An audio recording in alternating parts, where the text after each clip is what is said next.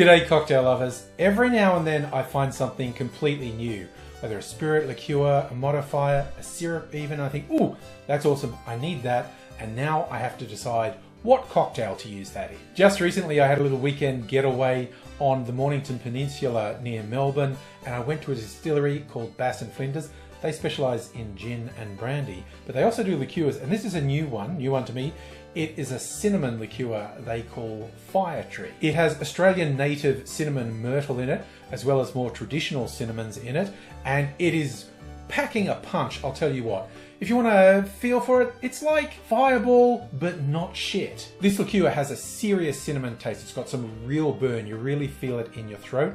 I think it'd be good if you had a sore throat, like put it in a hot toddy or something, or just a cup of tea maybe. It's a little goes a long way, so I'm going to make an old-fashioned variation with a little of that in there.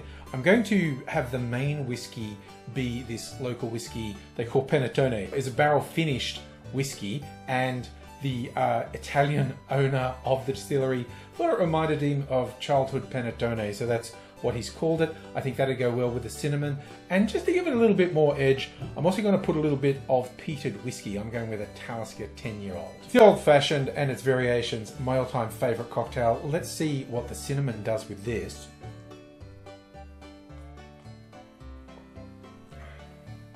It doesn't take you 100 miles from a classic old-fashioned, but you really feel that cinnamon. It really stays with you. Not in a nasty, harsh burn, but just that spiciness you get from natural cinnamon. It's a really fun variation. I'll show you how I made it. In a mixing glass, put 1.5 ounces or 45 mils of the whiskey of your choice. And then I'm adding half an ounce or 15 mils of a peated whiskey.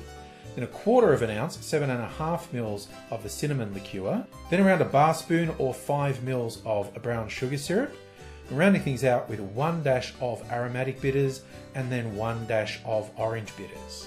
Add ice to the glass, stir that for 20 to 25 seconds to chill and dilute the drink. And I'm straining that in a rocks glass over a big chunk of sexy clear ice and adding my favourite old-fashioned garnishes, twist of orange peel and some cherries on a skewer. One of those fun nights where the cherry gods smiled on me. I just stabbed into the jar and 2 came out. So I was like, 2 it is. And I'm going to sit back and enjoy this now. Let the cherries soak in a bit of the flavour as well. I always enjoy at the end of a drink having the cherries. But I hope you're enjoying yourself wherever you are. And I hope you take care. Come back again and see me sometime. In the meantime, until I do see you again, I'll say cheers.